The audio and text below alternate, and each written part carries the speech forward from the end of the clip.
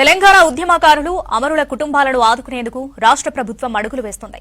ఇప్పటికే ఒక కమిటీని ఏర్పాటు చేశారు. ఇప్పటివరకు ప్రభుత్వ సాయం పొందని వారిని గుర్తించి ఆదుకునేందుకు విధి విధానాలు రూపొందిస్తుంది కమిటీ. త్వరలోనే మరోసారి సమావేశమై ముఖ్యమంత్రికి నివేదిక అందజేయనుంది. 3 కేటగిరీలుగా తెలంగాణ ఉద్యమకారులను గుర్తించాలని కమిటీ సభ్యులు నిర్ణయించారు.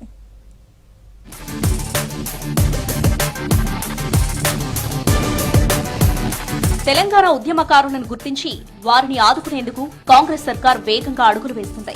ఉద్యమకారుల గుర్తింపు కోసం సీఎం రేవంత్ రెడ్డి తాజాగా ఓ కమిటీని నియమించారు.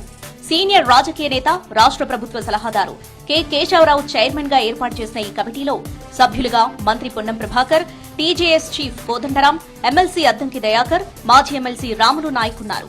ఈ కమిటీ నిన్న మధ్యాహ్నం బంజారాహిల్స్ లోని కేకే ఇంట్లో సమావేశమైంది.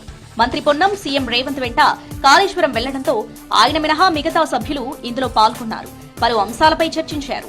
మరోసారి కమిటీ సమావేశమై పలు నిర్ణయాలు తీసుకుని వాటిని సీఎం రేవంత్ రెడ్డికి సిఫారసు చేయాలని ఈ సమావేశంలో నిర్ణయించారు.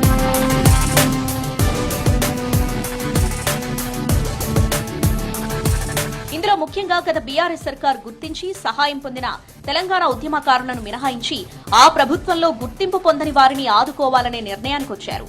ఇందులో 3 కేటగిరీలుగా తెలంగాణ ఉద్యమకారులను గుర్తించాలని సమావేశం నిర్ణయించింది. ఏ కేటగిరీలో అమరుల